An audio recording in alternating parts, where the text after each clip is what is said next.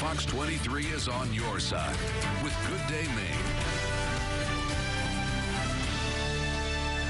Christmas is over, and this time of year you may find yourself eating a little more than usual, especially depending on how you're feeling. So this morning we're talking about emotional eating, and we have Tricia Nelson here, an emotional eating expert. Tricia, thanks for being here with us. It's great to be here. Thank you. Tell us exactly what this topic is and your experience with emotional eating. Yes, I have a long history of emotional eating, and so I was actually 50 pounds overweight on account of it. And, you know, at the beginning of my weight struggles, I thought I just liked food, and that was it. I just liked food too much.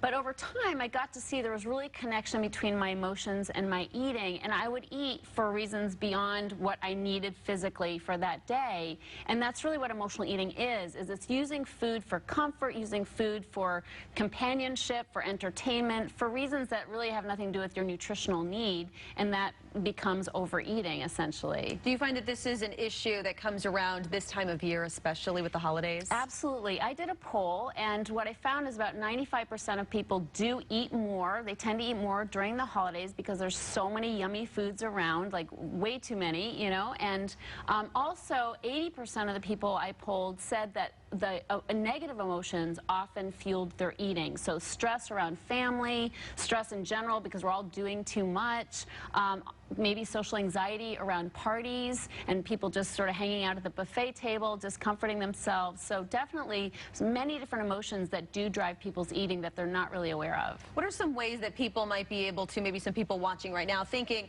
maybe I do eat emotionally, but I'm not really sure. How can they sort of identify that? It's a great question. I actually have a quiz on my website where people can, it's a free quiz, people can actually find out if they're an emotional eater or even a food addict, because somebody who eats a lot, this is my case, if they eat a lot and they do struggle chronically with food and weight, oftentimes they are actual food addicts where they'll binge. So binge eating is a part of this. Not for everybody, but definitely on the higher side of the spectrum, like myself, I mean, I would eat like 2,000 to 3,000 calories in a sitting in front of the TV, my chips, my soda, my brownies and ice cream. I mean, it's just really, it gets out of hand, and that's what happened for me. What are some techniques that people, if they do feel like they're emotional eaters, how can they kind of get out of that cycle? Yeah, well, I think the first thing that's really important is awareness. You know, coming to see that, gee, it's not just that I like food, that maybe there are some underlying emotions. You know, because we're eating, we tend to not notice what the fact that there are emotions underlying our eating.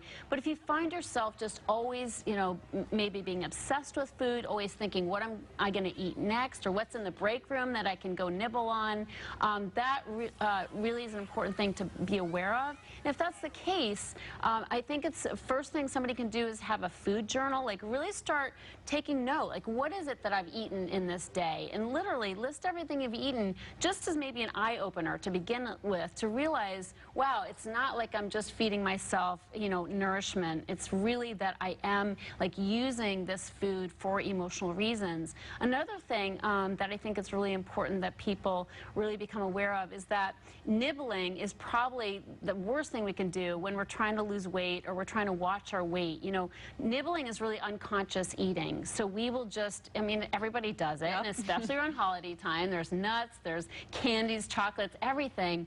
But, you know, rarely are we nibbling on healthy foods. That's not what's around in those little dishes, right? Oh, yeah. And so just being aware of that kind of nervous, anxious eating and just picking at food, that's going to add up. And that's, again, where the food journal can help, is just sort of getting a good look at what I'm actually doing and how much I'm actually consuming. So I recommend to people just like try to limit their food literally to 3 meals and nothing in between, just even as an experiment. This is often when people are saying, my clients will say to me, wow, I didn't realize I was an emotional eater until I stopped eating between meals. So I say, you know, put the food on a plate, sit down, make it a real thing so it really happens, and then you can enjoy it as well, and it's not unconscious, and you actually know that you ate and you actually enjoyed it, and then you can go on with your day. Some really good techniques. And real quick, just let everybody know your website and where they can learn more about this topic and your experience. Sure. My website is healyourhunger.com, healyourhunger.com, and they can take the free quiz on there.